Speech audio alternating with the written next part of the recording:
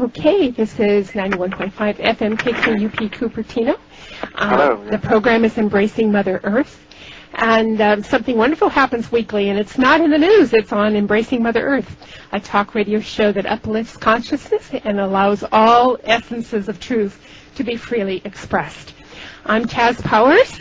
And I'm Paula Noon. And today we have another incredible guest. Paula, tell us about it. Really special because Michael was born in Ireland, so Michael Tsarion is our guest, and we invited him on because it's St. Patrick's Day today, and we thought he'd be an excellent guest to talk about St. Patrick's Day and other things. He's an expert on the occult histories of Ireland and America, and has made the deepest researches into the comparative mythologies of the world and into his own country's ancient and mysterious Celtic tradition. Hi, Michael. Hi, Taz. Hi, Paula. How you doing? Oh, we're doing great, and we're even doing better because you're with us. Thank you, love. It's nice to be back. It's wonderful to be on your show. Oh, and we thank you for taking the time to be on our show because we know you're a very busy person. Indeed, but it's always a pleasure to, get a chance to share my ideas. And you have a new book out. I know how new it is, but it's Atlantis. Yeah, Atlantis is recently out, and Atlantis Alien Visitation and Genetic Manipulation. Well, we'll talk a little bit about that later in the interview.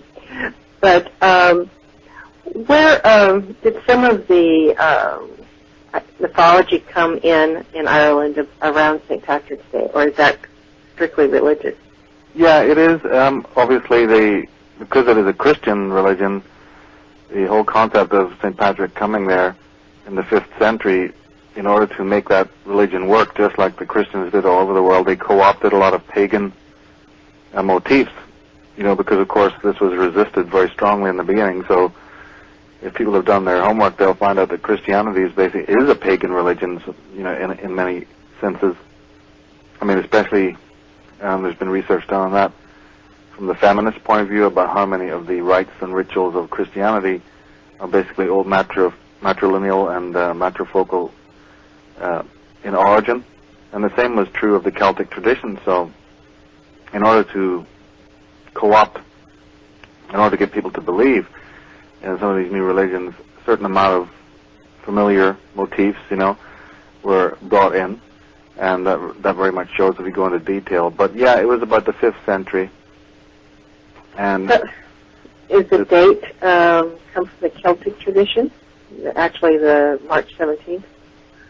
That I don't know about the specifics, but that I know that he was born. See, St. Patrick actually was. His family were quite noble. They were actually high ups. His father, especially, was like a Roman British general. Had a lot of power, as a matter of fact, in Europe.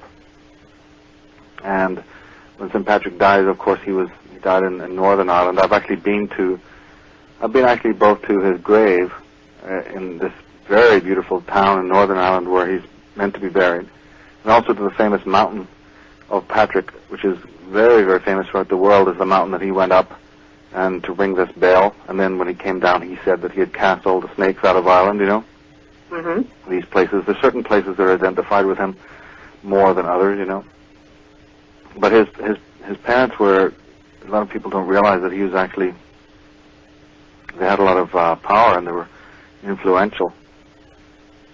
This is prior to the time that he was said to be kidnapped, The old story goes about how he was kidnapped from shores of England by Irish marauders and then taken to Northern Ireland, One isn't really sure whether that's true or not. Well, he, like most saints, he was made a saint after he had died. Exactly, yeah. It's the same old story, it's like later on. And of course, most of the deeds that are associated with him are so unbelievably, trumped up, and it's like a mythology in itself, And, they even say that, even though he lived in the 5th century, they claim that, St. Patrick, one of the myths says that St. Patrick actually met Jesus, and Jesus had given him this famous staff, So down through the centuries, they had to get rid of all of these preposterous stories. And of course now, even though it's great fun and everything, in one sense, from a spiritual point of view, I know we will understand this more, the whole idea of even St. Patrick's Day becoming a very commercialized thing, because remember, it's not celebrated in all of Ireland for a start. There's certain parts of Ireland, where it's not a big festival. It's certainly not a big thing like it has become here. And also now there's so much, just rampant commercialism associated with that day that I don't even see, even from a Christian point of view, where a lot of the spirituality is involved in it. Even if you're a Christian, at least, that's fine. But, where's the Christian component in it? And it's almost like, again, it's another way of it's like a caricature. It's become like a caricature of the Irish. And it's this day when everybody's meant to, celebrate Ireland and love what it is to be Irish. And yet, when you look around, you just see nothing. It's almost like it's become like Christmas, a very commercialized thing. And where is the true spirit, of Ireland? It's sort of missing in many ways. Well, you've given me a new sight on it. I thought all of Ireland celebrated it as we do here. No, you see, in the north of Ireland, because of the religious divide, it's not. And see, don't forget also. Oh, right. Correct, yeah. Yeah, just the very fact that you have the conflict between the Catholics and the Protestants. The Protestants will sort of celebrate it slightly less emphatically, just because of the fact that, he was a Catholic. He represented Roman Catholicism and so on. Although a lot of Protestants do, in fact, honor the day.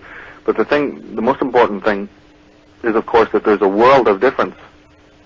And when I say this, I know that your listeners will immediately grasp this.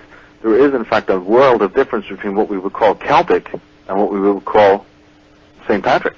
The very fact that St. Patrick was, in fact, a patron saint, in the sense of Christianity, that already is a world of difference between the Celtic tradition. I mean, no two things could be further apart in one sense. So, again, we have, there's these two islands here that, what we're talking about was happening in the 5th century, and as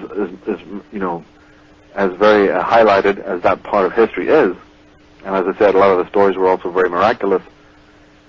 When we talk about Celtic Ireland and the Celtic spirit, the Druidic tradition, we're talking about thousands of years, prior even to that point. So, again, the two don't necessarily go together, and many hardliner Celtic types, who are very much into the Celtic tradition, would lament it, because the coming of St. Patrick meant disaster for, the Celtic spirit of Ireland, The Celtics were thought of as pagans, but as you said, Catholics actually have a lot of the pagan traditions. Yeah, I'd say so. I think that was, a lot of people say that was just accident, and that they were co-opting certain things to get people to believe, but that's not true. If you do your homework, and, as you know, and look into it closely, you'll find that so many of the rites and rituals of Christianity were co-opted from old the feminine cults, especially the matriarchies of old, and many of the actual pagan religions of old as well. Well, you're going to be speaking at the Con conference coming up, and you're going to be talking about how religion has been used, actually, to create conflict. Yeah, I do a lot of different talks in different places. What we'll be doing at Conspiracy Con, last time I talked strictly on my Atlantis work, but that work involves very much to do with how human beings are controlled on this planet. And whether we like it or not, there's a dualistic way that that's done. Obviously, we're controlled through political means. We're also controlled through religious means. And, politics is there to help us become more liberated socially and free, and unfortunately, it seems to do the opposite. And religion, which is meant to be there ostensibly to spiritualize us and help us to gain enlightenment and spiritual empowerment, seems also to do the opposite. So the talk that I'll be doing at Conspiracy Con is actually on the origin of evil. Because since a very young child in Ireland, I mean, you can't grow up in Belfast. It's one of the absolutely most war-torn places on the earth, and it's for such a small city, and the north of Ireland for such a small location. It's so drenched in injustice and criminality and persecution that one can't not question this concept of evil, So at least I did from a very young age. Got very interested in what is this, phenomena. Oh, yeah. If you were raised there, wonder why does it keep going for centuries. And what brings it about, So I've gone off and studied that very deeply and found out, of course, as the My Atlantis book shows, that the concept of evil or the injustice that human beings have, this penchant for criminality and cruelty and injustice that we have, it really needs to be addressed now. We've moved into the 21st century, and the 21st century is really a countdown to finding out so many hidden things about the nature of the human being, the nature of our planet. I think everything's starting to come to the surface. Isn't it? Yeah, I really believe that. I think that so many people also got frustrated in the previous centuries, and especially in the New Age movement, because there was so much conditioning and so many lies. And what I tell them, both from an astrologer's point of view and also just a scholar's point of view, don't fret, don't worry, don't be pessimistic, because you see, the celestial clock was not with us in the previous centuries. Even in the 20th century, it really wasn't the time for the answers to certain meta themes. It just wasn't the time. So when it's not the time for certain things, then things are in the dark on purpose. You don't get the true story. But the 21st century is actually the century for solution think. And some of these age-old questions, like the problem of evil, the problem of our origins, where did we really come from, the question of ancient civilizations, the question of what is our fate, and also the question of the secret societies, who really controls the governments and religions of the world. All of these important questions, which are really central to our lives, it's in the 21st century now that they're going to start to be discovered. And we've already just moved into this, millennium, and we're already starting to see that. As you say, the masks are starting to come down. And this is the age of these kinds of revelations. Now, having those revelations is going to change the status quo enormously. We've already seen in the political world, especially in America, so much change just in the last couple of years that, would have been thought impossible beforehand, So radical change can take place very, very quickly now in the countdown to 2012. And in my talk, I'll be going into that, but focusing a lot on this question of evil, because we have blamed Mother Nature for that. Whenever we wanted to know about the coming of evil into the world or into human consciousness, we have been told by religion and even by science, that it's a blunder, it's the fault of Mother Nature. But, obviously that doesn't hold any water whatsoever, because nature, as we know it, is in perfect harmony, is in perfect balance, from the largest neutron star to the smallest quantum particle. So how then, could nature blunder, so to speak, in its highest species, human being, and make a capacity in human beings so deadly, so lethal, that it would undermine her own order? Now, Michael, you do astrology as well. Is there any particular upcoming time within this next year that you see some real big changes? I do. I also have my own system of astrology, but I also keep focused on even the Western system, because again, we need to be aware of all the different kinds of systems that are out there. But even in my own system of astrology, I do see radical changes coming about, especially in the between the summer solstice and the fall equinox. There can be some very interesting changes, and we know that Western astrologers will agree that there's going to be lots of shake-up socially, because the planet Uranus is now presently moving through the sign of Pisces. So in my work, I talk a lot about that as well, that there's both a dark side and a positive side to that. The positive side of Uranian energy is, of course, the spirit of rebellion.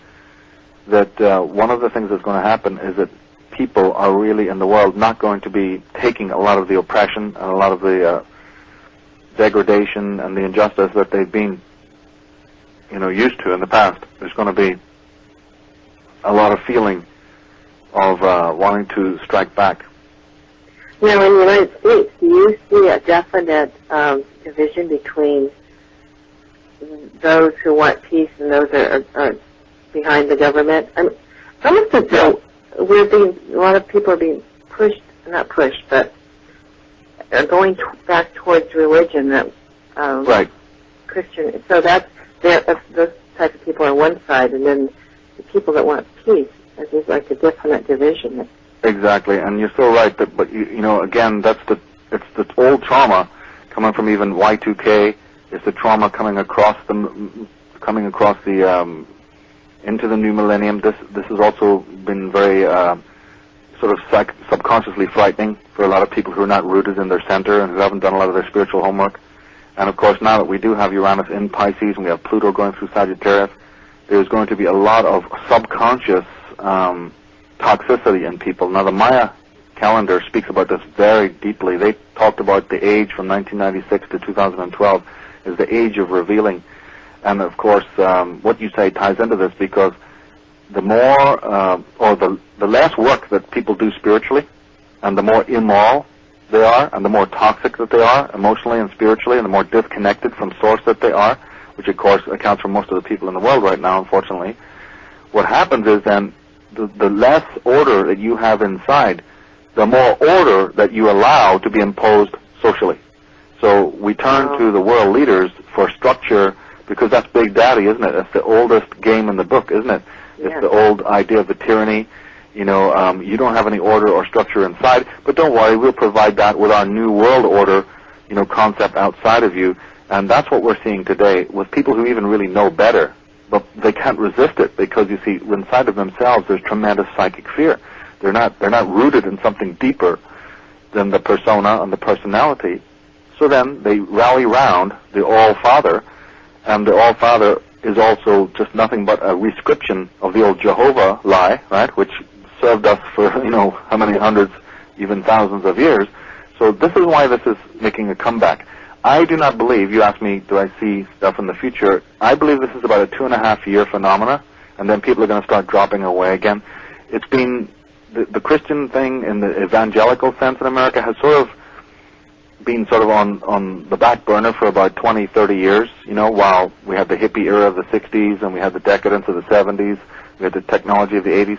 Now it's making a comeback, but don't worry, people should not be sort of, you know, frightened or threatened by that, because it's only a passing thing. It's only for these individuals who have not done a lot of spiritual homework and have been cutting a lot of corners.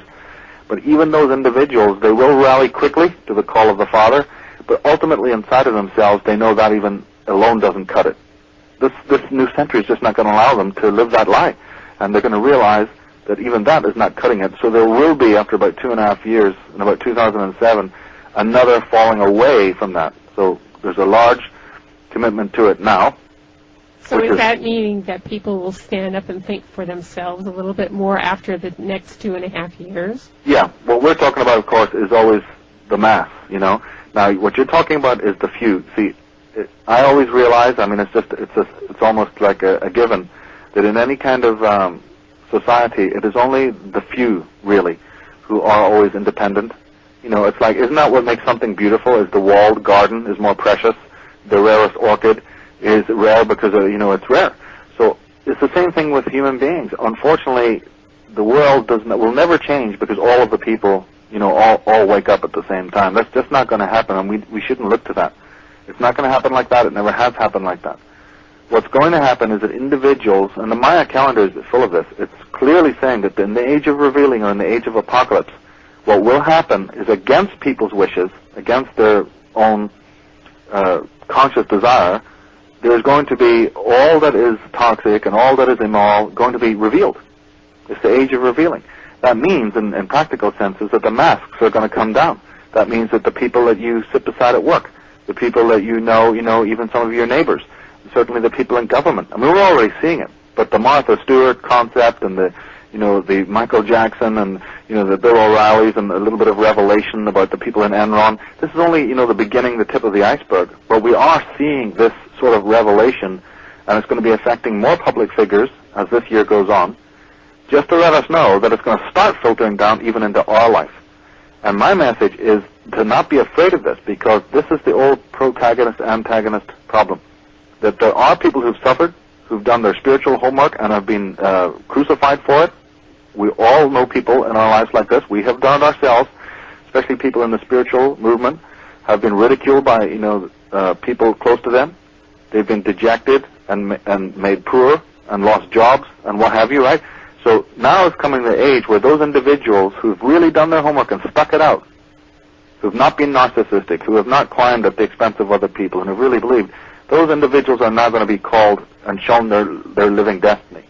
And as a result of that, a lot of other people around them who've been pretending to be of the light, okay, are going to be exposed. And there's nothing wrong with that. The time has come, and what we must make sure that we do not do, and this is a very important message, is we must not, when we see this happening to other people around us, suddenly jump in front in the old, 19th century and the 20th century way of jump in and give our souls like a red carpet for these people who are falling. Unfortunately, you have to let them fall. Mother Nature is shaking the tree, and the rotten fruit are going to fall off. In the past, the altruistic martyr concept, was to give up your own sort of life and your own soul in your own way to save these individuals. That is not going to cut it this time. There's a whole different game in town right now, and it involves a different kind of spiritual dynamic, a little bit more severe. Now, but Michael, this is how the printing process works, unfortunately. Your new book that you have out now what does this share? Does it share anything about what we're talking about right now? Very much so. It goes into, it'll be different than what I'm doing at ConspiracyCon in the sense that I'm focusing more on the coming of evil, whereas the Atlantis book goes much more into the Celtic archives of ancient Atlantis and explains much of the disinformation that we have regarding Atlantis and Lemuria. I talk a lot in the book about the war between the forces of light and darkness, how women were disempowered, what we can do to heal the planet. There's a lot of solutions, scenarios in the last chapter of the book.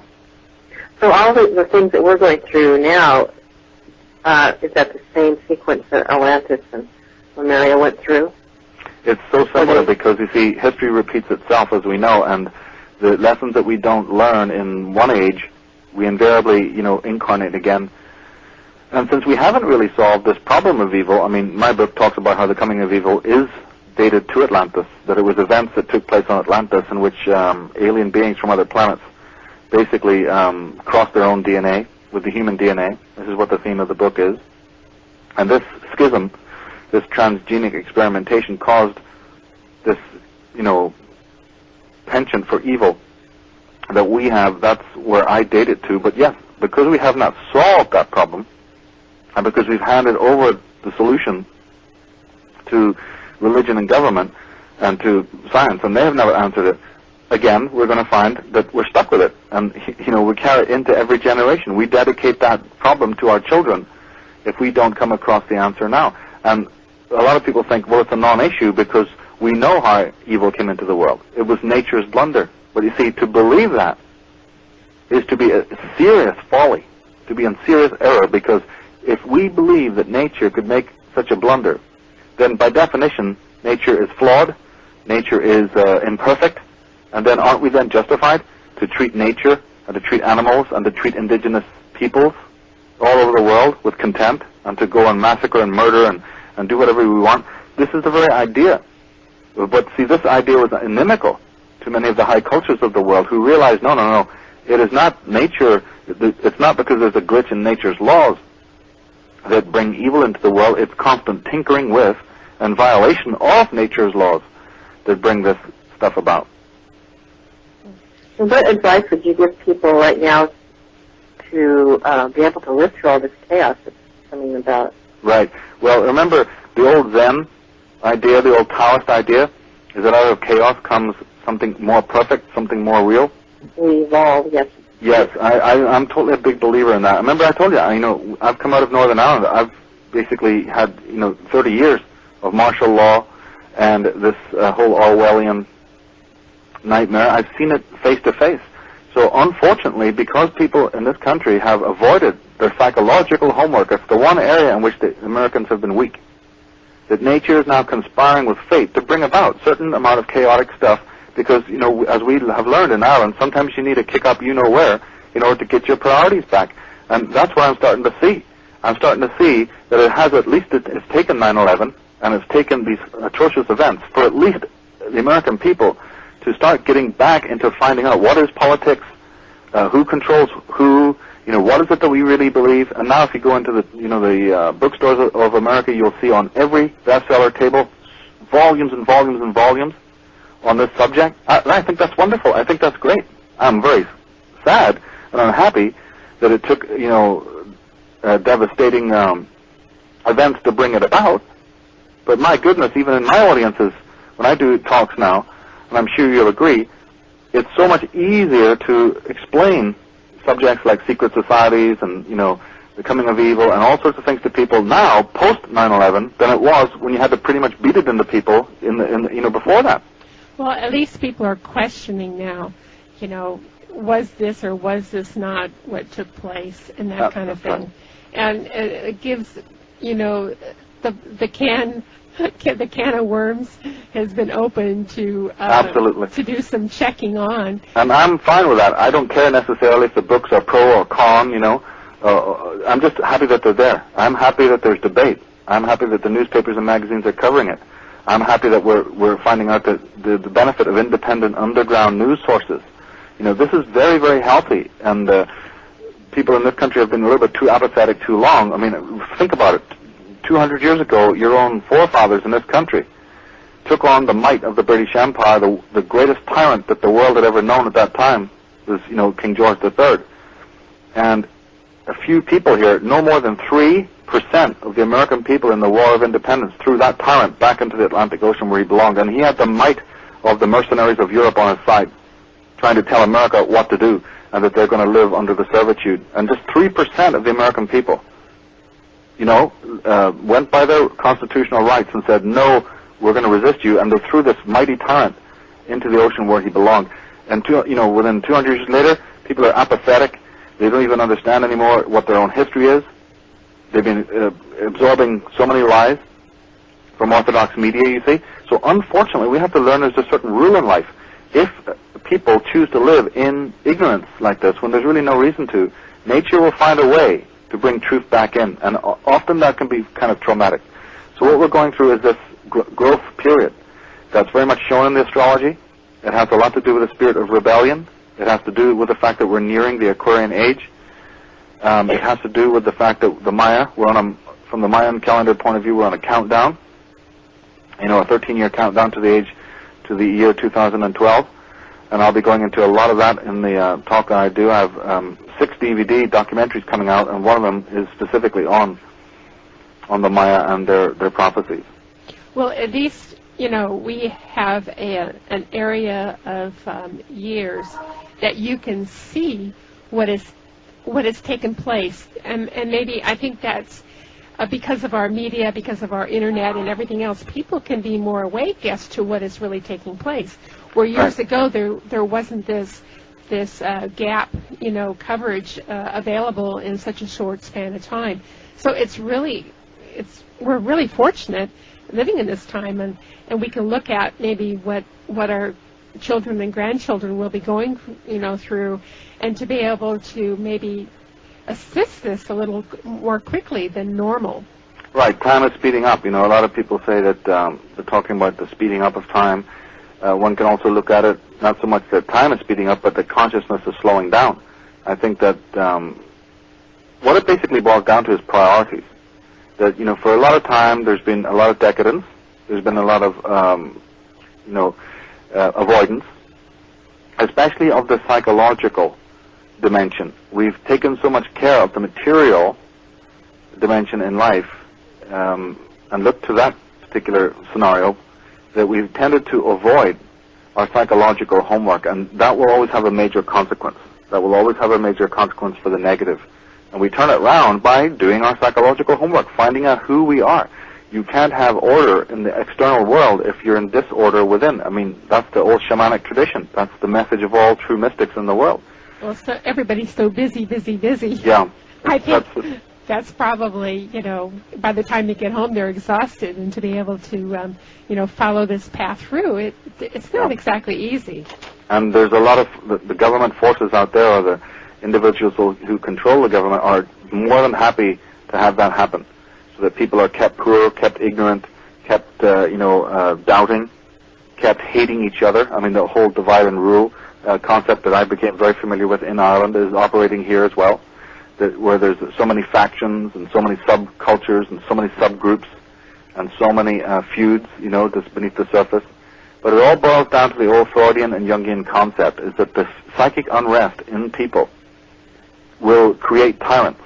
that will rule over us, and we will feel that we need these individuals to clean up the mess that we're actually personally responsible for. And the only way to change that for the better is to do your psychic homework where you are evolving within, and you don't need to resort to, the all-father figure.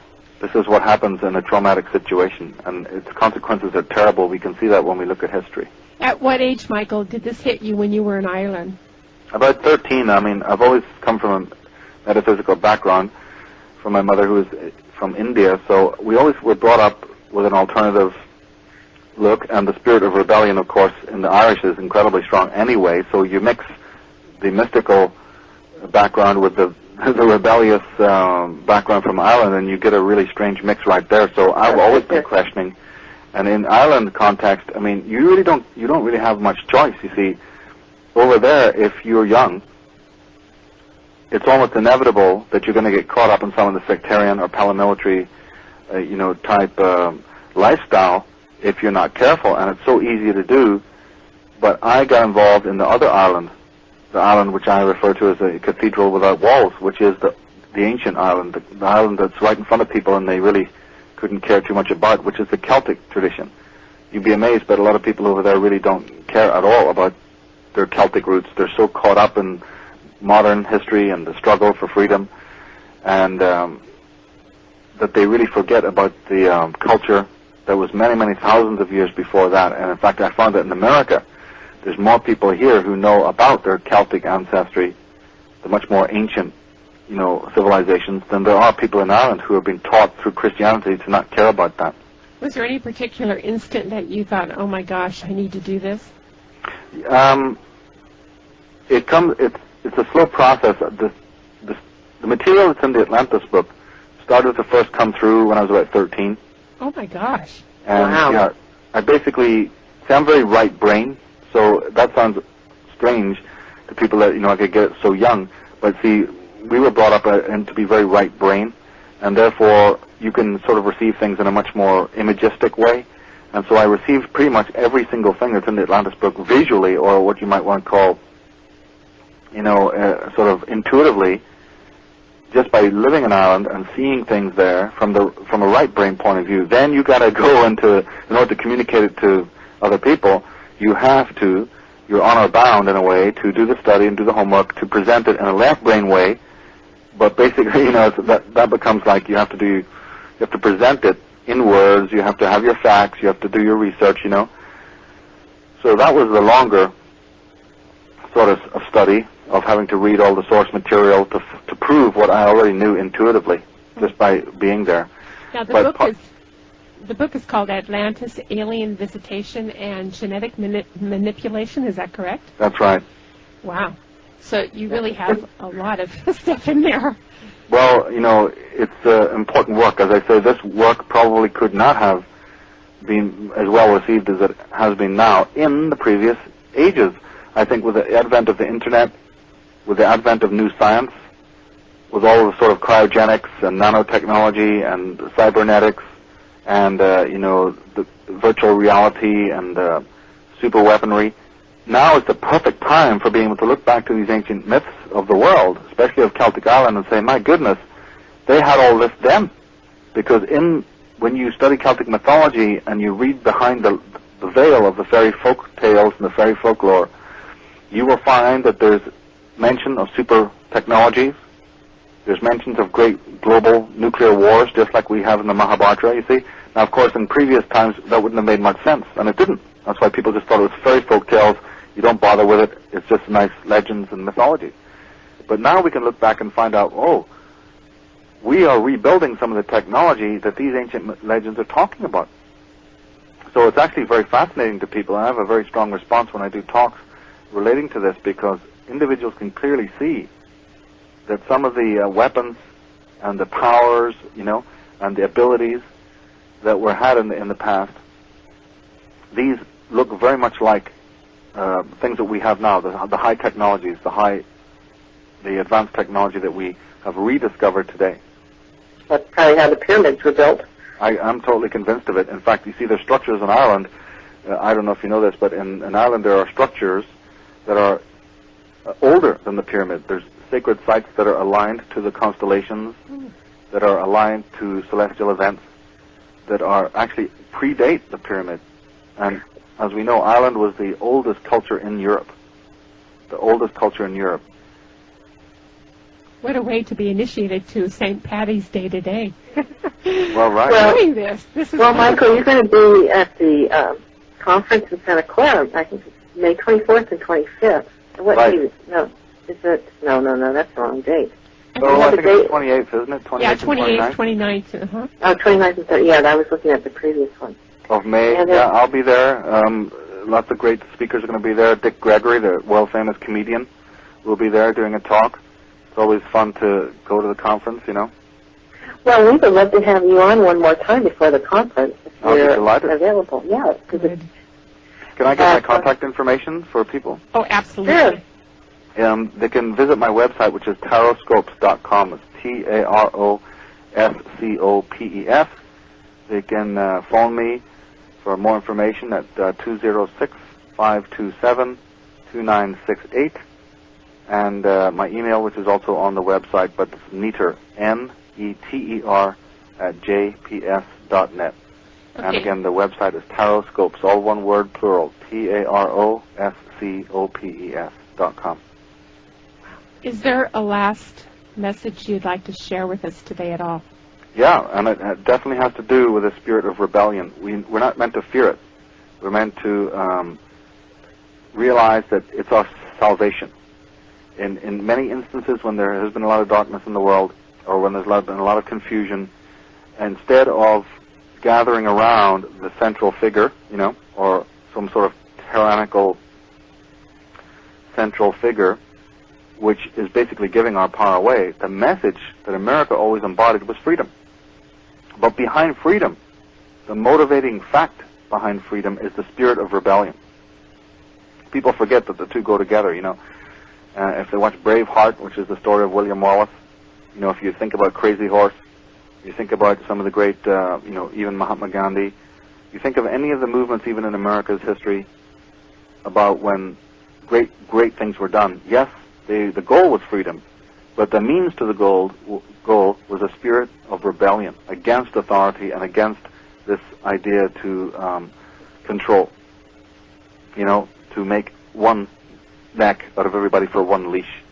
This is not the way of America. America was about independence, and just 200 years ago we were able to deal with tyranny, and we have to understand that this so-called war on terrorism is really a war on terror, and that is a psychological term.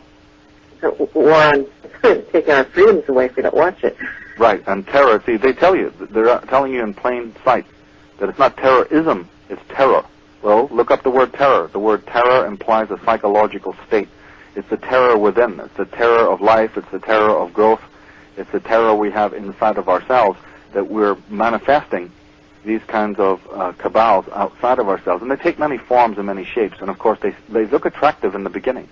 But, as you say, they take away our rights. They divorce us from our greater strength. And that's what's going on now. And the governments and religions of the world have been taken over by some of the most, you know, evil, what I would consider outright evil and satanic forces. And the way to countermand that is twofold. You have to deal with your emotional body and cleanse it in the way that the shamans and the way of the masters of old used to teach us how to do. And we also have to collaborate. And we have to turn to the divination arts and some of the great secrets that were left for us in the past. And we also have to educate ourselves to really find out, you know, what's going on and empower ourselves. And make sure that we stay on top of that, because that's what our forefathers did for us, and we owe it to the children of the future to do the same. Well, those are great parting words. Well, you know, it's interesting. You're in the media today, and that's all you hear. Expect terror to happen here. Expect terror to... I mean, they're implementing this Right. as they're speaking. Well, it's a diet. It's literally a diet that has to be drip-fed to you every single day. You see, it doesn't work if you just give it once or twice. People have common sense, and their common sense will tell them to not, you know, focus on that. And ordinary people know how to live. I'm always convinced, I'm very optimistic about the power of the human being and their ability to resist. I've seen that. But you see, now what we have is through the TV and through these articles, there's a constant drip feed lasting year after year after year, a constant diet. So people ingest it. People end up digesting this. So it infects you. It infects your psyche over time. There's a lot of subliminal, persuasion that's going into this. And then we create it because we believe it. Agreed. And remember, again, it's something in us that also needs to be attracted to this. But as we saw during the Vietnam War, there was a lot of spirit of rebellion, and that has carried further than all the tyrannies that happened around that time. The idea of the spirit of rebellion has what has lasted. And Uranus is our messenger right now. The spirit of Uranus, the spirit of Aquarius, and the spirit of Pluto is showing us the way. Uranus is saying, be rebels. Don't be afraid to, break the status quo and go your own way. And Pluto is definitely saying, take care of your psyche. Take care of your inner being. Clean it out. Find a way to find out who you really are inside deeply. Deal with your unconscious repressions and so on. Because if you're clean inside like that, then, you're not going to be able to be infected by any of these media viruses that are outside. And then you'll be strong and healthy enough to even assist other people who may be in need. It's a very important set of rituals. And we're going to learn. This is the age for learning some of these most important things that we've kind of let go in previous decades. We're going to be learning them now, though. Well, it's so I have a few more minutes here, and so you're looking at maybe your book. Does it bring up areas that people get to learn from? To be able to experience for themselves areas where they can be able to maybe touch and to be able to feel, so they can get more in tune with themselves? Yeah, it does. I'm a person who focuses very greatly on solutions, because remember, even though this book has a lot to do with ancient times, I'm not that interested in ancient times. I'm personally very interested in what's going on now, in our present day and age. But, as Jordan Maxwell and other people have shown, what is going on now in our modern age has its roots in the ancient past. So one has to draw pictures, one has to show individuals in this world how we get into the place that we are right now, because it's in understanding the ancient times, before the Industrial Revolution, you see, who's been doing what to whom. Then, the solutions are impacted in this moment now. So yes, in everything that I do, in all the work that I do, whether it's with the tarot or astrology, or whether it has to do with Atlantis or working with children, it's very important to bring solutions into the picture. And these solutions are also very grassroots. Don't forget that the planet Uranus and the spirit of rebellion and the whole concept of solutions is not something very advanced. You don't need a PhD, you see, to be able to know how to solve what appears to be very complex problems. What we're going to discover as these years pass by is that the solutions are extremely simple. These are very grassroots. It's all on a grassroots level that we're going to be able to solve what appears to be huge problems, because again, this is this whole shadow play of these government forces wanting us to imagine that there's just all sorts of horror out there, and we're in a paranoid society where everything we eat and drink is wrong for us, and that there's all sorts of enemies just crouching outside the door, It's like the old, Wizard of Oz. Behind the mask, there's a huge shadow is cast, but there's nothing back of it whatsoever. I mean, we saw that, for instance, in the Lord of the Rings trilogy, when Professor Tolkien's Lord of the Rings was recently released in movie form. What is the whole message of that movie? They even said in the movie that the Hobbit, is the smallest of persons, can make the biggest of changes. The whole idea of that film is that the most littlest of a person can actually do, if he has the guts to do it, what whole armies cannot do. Yeah. But what is Frodo's job? What is the job of the hero in Lord of the Rings? He has to go into the dark land. You see, there's that whole Plutonic idea. Okay, Michael, I guess... you have to go into the dark part of the self. That is the answer, the underworld. We are close to changing positions here. So let me let everybody know who we were talking to. Oh, yes. It's Michael Tsarion. It's Tsarion. And his website is www.tarotscopes.com. That's tarotscopes.com. And please check out his website and check out his new book. Michael, thank you. It's always such a exciting pleasure to have you with us. Oh, it's always a great pleasure. Both of you keep up the good work, and hope to talk with you again, and hope to see you at Conspiracy Con. Tell your audience to definitely come on down to Conspiracy Con and see us all and check out the new information that we'll share with you. Okay. Yeah, there's always a lot to learn. Very much. Thank you so much, Michael. Thanks, guys. Keep up the good work. Thank You too. Bye-bye. And this is Embracing Mother Earth with Taz Powers And Paula Nance.